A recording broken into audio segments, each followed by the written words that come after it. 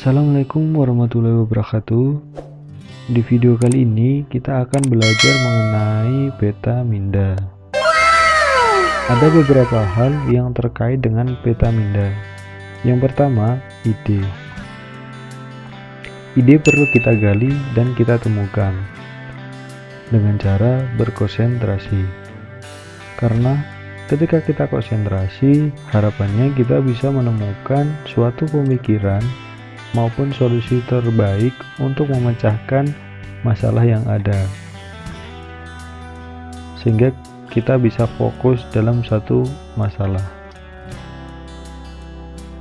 Contohnya, ketika kita ada dalam sebuah ruangan, di sana terdapat sebuah meja.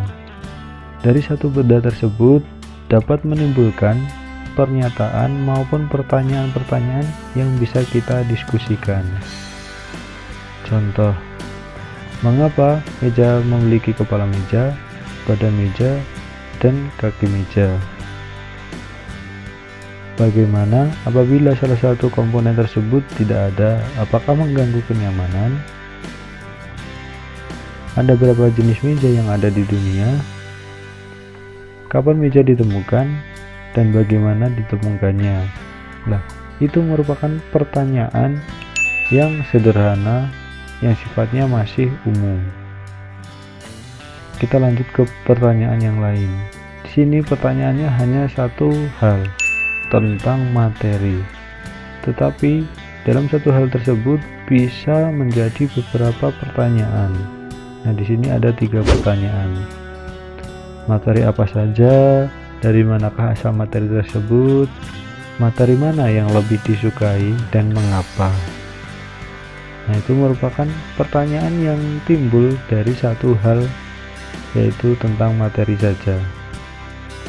Kita lanjut, bagaimana kalau dari segi aspek keindahan? Nah, dari aspek keindahan sendiri juga akan menimbulkan beberapa pertanyaan yang bisa kita diskusikan bersama.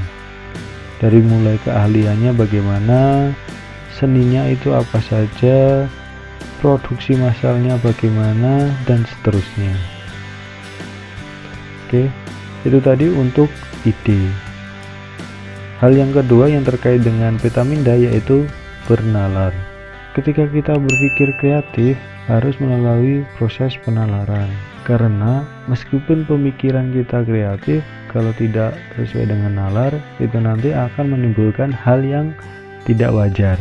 Dalam bernalar ada beberapa tahap yang harus kita lalui.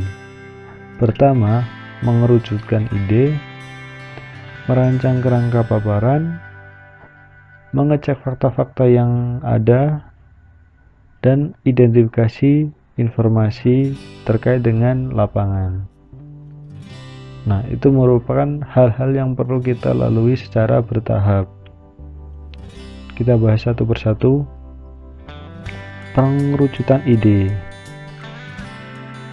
Pengerucutan ide bertujuan agar kita dapat fokus ke dalam satu pembahasan, sehingga akan jelas dan tidak bertele-tele. Misalnya mengenai pemanfaatan listrik. Nah, dalam satu tema ini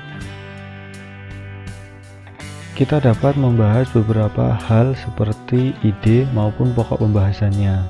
Saya contohkan, di sini ada ide tentang rice cooker, telepon, lift, TV, dan selanjutnya.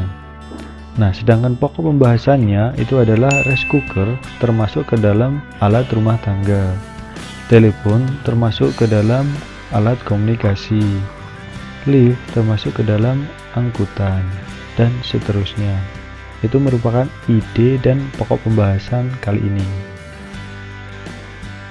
Kita lanjut. Nah, dapat disimpulkan bahwa dengan hanya berpikir sedikit dapat menghasilkan berbagai ide.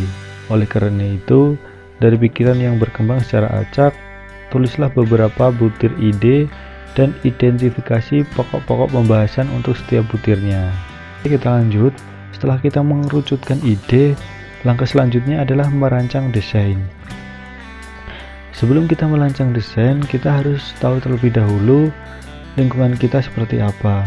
Nah, untuk menghubungkan pengerucutan ide tadi, di sini saya sampelkan bahwasannya pendengarnya adalah seorang wanita.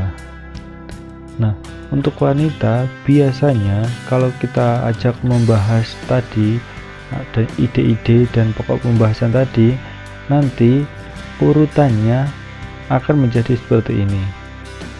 Wanita tersebut akan lebih suka membahas alat rumah tangga dibanding komunikasi, dan akan lebih suka komunikasi dibanding angkutan. Jangan akan suka lebih angkutan daripada kesehatan. Nah, itu merupakan alur cerita yang disukai oleh seorang wanita secara umum. Oke, setelah kedua hal tadi selesai, langkah selanjutnya adalah memetakan jalur.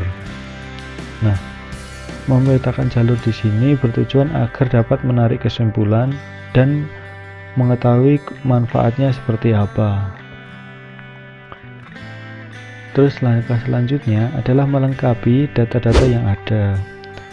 Setelah mengetahui pengurutan idenya apa, terus desainnya bagaimana, terus manfaatnya seperti apa, langkah yang selanjutnya adalah memastikan kembali fakta-fakta apakah sesuai dengan rancangan kita yang tadi atau tidak, gitu, supaya nanti dalam pelaksanaannya rancangan kita tadi dapat berjalan sesuai dengan rencana dan memerlukan waktu yang singkat, seperti itu. Oke, nah itu merupakan hal-hal yang berhubungan dengan peta minda. Sekarang kita masuk ke peta minda. Peta minda merupakan salah satu cara untuk memvisualkan proses berpikir dengan menggunakan peta.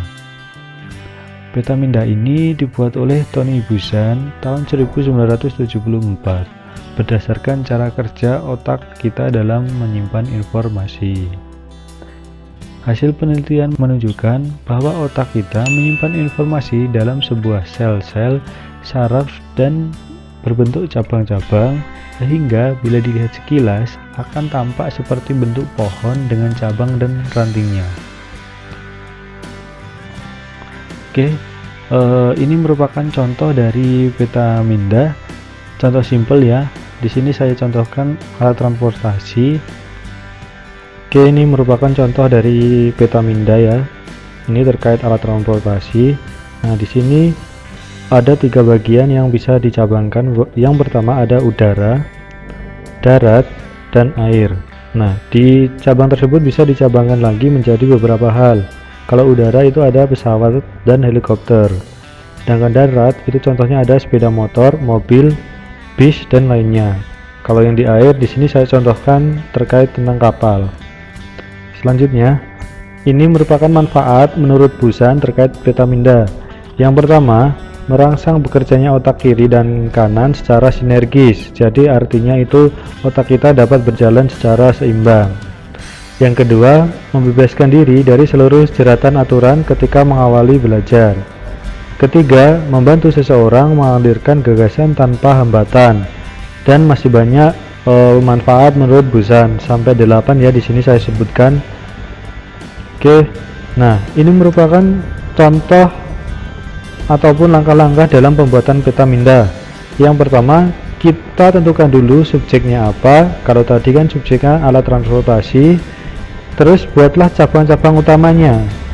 Kalau tadi ada 3 cabang ya, udara, air, dan darat. Dan selanjutnya kembangkan cabang tersebut menjadi cabang-cabang sub utamanya.